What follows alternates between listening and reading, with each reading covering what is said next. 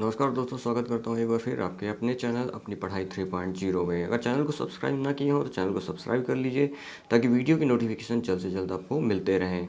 तो दोस्तों, पहला क्वेश्चन है आपकी स्क्रीन के सामने। पियाजे मुख्य रूप से किसके अध्ययन के लिए जाने जाते हैं? तो दोस्तों, पियाजे हमारे भाषा विकास ऑप्शन है भाषा विकास, यौन विकास, संज्ञानात्मक विकास, सामाजिक विकास। तो इसका सही आंसर हो जाएगा दोस्तों सी ऑप्शन, संज्ञानात्मक विकास। पियाजे जो है संज्ञानात्मक विकास के लिए जाने जाते हैं। नेक्स्ट क्वेश्चन है, जब मानव शरीर के एक भाग को दिए गए प्रशिक्षण का अंतरण दूसरे भाग में हो जाता है तो इसे क्या कहते हैं? ऊर्ध्व अंतरण, क्षैतिज अंतरण, द्विपार्श्विक अंतरण, उपरोक्त में से कोई नहीं। तो जिसका करेक्ट आंसर हो जाएगा C option is the correct answer, द्विपार्श्विक अंतरण। दिए हुए प्राप्तांकों के समूह में जो प्राप्तांक बहुधा सबसे अधिक बार आता है उसे क्या कहते हैं? बहुलक, विद्यमान, मध्यांक, मानक, विचलन। तो इसका सही आंसर हो जाएगा A option is the correct answer, बहुलक। नेक्स्ट क्वेश्चन है दोस्तों, क्रिया प्रसूत अनुकूलन का सिद्धांत का प्रतिपादन किसने किया? Pavlov, Skinner, Thorndike, Kohler. तो इसका सही आंसर हो जाएगा दोस्तों B option is the correct answer, Skinner ने इसका प्रतिपादन किया। नेक्स्ट क्वेश्चन दोस्तों देखते हैं, आत्मक विकास का मनोसामाजिक सिद्धांत। तो इसका जो सही आंसर हो जाएगा दोस्तों ए option is the correct answer, सामाजिक अधिगम का सिद्धांत। नेक्स्ट क्वेश्चन दोस्तों देखते हैं, ने दिया मानसिक आयु का प्रत्यय किसने दिया? ऑप्शन है Vinay Simon, Stern, Terman, Cyril Burt ने। तो इसका जो सही आंसर है A option is the correct answer, Vinay Simon ने। नेक्स्ट क्वेश्चन है, निम्नलिखित से कौन सा सीखने का नियम नहीं है? तत्परता का नियम, तनाव का नियम, प्रभाव का नियम, अभ्यास का नियम। तो दोस्तों, तनाव का नियम जो है वो ऐसा कोई नियम नहीं है, तो B option is the correct answer. सीखने से संबद्ध प्रतिक्रिया सिद्धांत में पावलोव ने प्रयोग किया, किस पर प्रयोग किया पावलोव ने? ऑप्शन है बिल्ली, कुत्ते, बंदर, चूहे पर। तो इसका तो सही आंसर हो जाएगा दोस्तों B option is the correct answer, कुत्ते पर। नेक्स्ट क्वेश्चन है दोस्तों, सूझ द्वारा सीखने का सिद्धांत का प्रतिपादन किया गया, किसके द्वारा किया गया? Thorndike, Kohler, Pavlov, Woodworth. सूझ द्वारा सीखने के सिद्धांत का प्रतिपादन हमारे थॉर्नडाइक साहब ने, माफ करिएगा कोहलर साहब ने किया है। कोहलर का सूझ द्वारा सीखने का सिद्धांत कोहलर महोदय ने दिया था। इस सिद्धांत के अधिगम में मात्र से किसी अभ्यास का प्रशिक्षण नहीं, वस्तुतः अचानक आई सूझ से होता है। इन्होंने बंदर पर इस सिद्धांत का प्रयोग किया। कार्य को आरंभ करने, जारी रखने और नियमित करने की प्रक्रिया क्या है? प्रेरणा, संवेदना, सीखना, प्रत्यक्षीकरण। तो दोस्तों, इसका जो सही आंसर हो जाएगा A option is the correct, प्रेरणा। अभिप्रेरण किसी कार्य को प्रारंभ करने या जारी रखने की अथवा नियंत्रित करने या नियमित करने की प्रक्रिया है, गुड के अनुसार। विस्मृति कम करने का उपाय क्या है? सीखने में कमी, सीखने की त्रुटिपूर्ण विधि, पाठ की पुनरावृत्ति, स्मरण करने में कम ध्यान देना। तो इसका सही आंसर हो जाएगा C option is the correct answer, पाठ की पुनरावृत्ति। क्रोध हुआ भय प्रकार है, अभिप्रेरणा, संवेग, परिकल्पना, मूल प्रवृत्ति। तो इसका जो सही आंसर हो जाएगा दोस्तों B option is the correct है, संवेग। दूसरे व्यक्ति के बाह्य व्यवहार की नकल है, ऑप्शन है सीखना, अनुकरण, कल्पना, चिंतन। तो इसका जो सही आंसर है अनुकरण।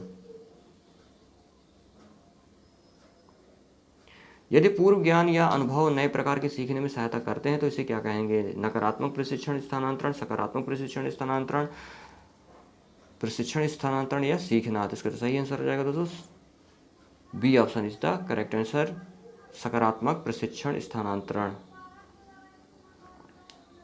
सीखी हुई बात को स्मरण रखने व पुनः स्मरण करने की असफलता को कहते हैं कल्पना, स्मृति, विस्मृति या ध्यान। तो इसका सही आंसर हो जाएगा C option is the correct answer, विस्मृति। टर्मन के अनुसार 90 से 100 बुद्धिलब्धि का बालक माना जाता है, मंद बुद्धि, सामान्य बुद्धि, श्रेष्ठ बुद्धि, क्षीण बुद्धि। तो इसका जो सही आंसर आ जाएगा दोस्तों B option is the correct answer, सामान्य बुद्धि।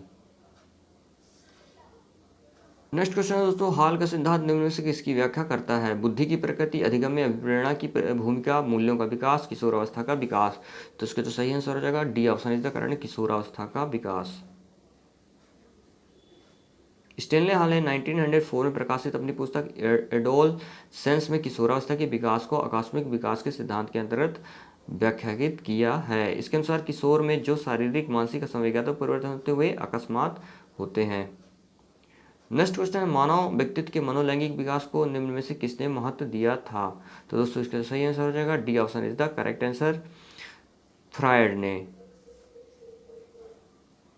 व्यक्तित्व के विकास की व्याख्या के लिए सिगमंड फ्रायड ने सर्वप्रथम मनोविश्लेषण सिद्धांत का प्रतिपादन किया था। फ्रायड ने व्यक्ति के मनोलैंगिक विकास के संदर्भ में मुख्य रूप से 5 अवस्थाओं का उल्लेख किया है: मुखीय अवस्था, गुदीय अवस्था, लैंगिक अवस्था, अदृश्य अवस्था और जननेंद्रिय अवस्था।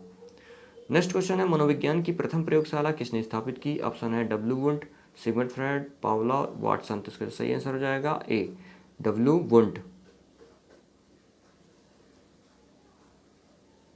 गेस्टाल्ट मनोविज्ञान की आधारशिला किसने रखी? Franz Brentano, Max Wertheimer, Edward Rubin, Kurt Lewin. तो इसका सही आंसर हो जाएगा दोस्तों Max Wertheimer, B option is the correct answer. संघनन सिद्धांत निम्न से किससे संबंधित है? अधिगम, अभिप्रेरणा, स्मृति, सृजनात्मक। तो इसका सही आंसर हो जाएगा C option is the correct answer, स्मृति। क्षेत्र सिद्धांत निम्न से किस वर्ग का सिद्धांत है? ऑप्शन है व्यवहारवादियों का, संरचनावादियों का, मनोविश्लेषणों का, गेस्टाल्टवादियों का। तो इसका जो सही आंसर है D option is the correct answer, गेस्टाल्टवादियों का।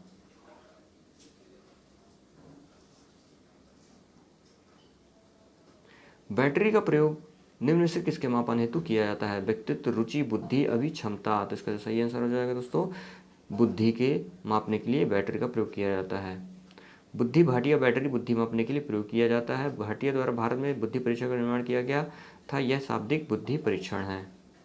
नेक्स्ट अभिक्रमित क्रमयोजित अधिगम का प्रत्यय किसने दिया? तो इसका जो सही है इसका जो ऑप्शन है हल, थॉर्नडाइक, स्किनर, वाटसन। तो इसका जो सही आंसर हो जाएगा C option is the correct answer, Skinner ने। व्यवहारवादी क्षमताओं में वह सापेक्ष स्थायी परिवर्तन जो कि प्रचलित अभ्यास का परिणाम होता है उसे क्या कहते हैं? अधिगम, अभिप्रेरणा, अभिवृत्ति, अभिक्षमता। तो इसका जो सही आंसर हो जाएगा दोस्तों ए ऑप्शन, अधिगम। संज्ञान किस बुद्धि के सिद्धांत का हिस्सा है? प्रतिदर्श सिद्धांत, समूह कारक सिद्धांत, गिलफोर्ड का सिद्धांत, समूहलॉयड एंड क्रिस्टलाइट का सिद्धांत। इसका जो सही आंसर हो जाएगा C option is the correct, Guilford का सिद्धांत।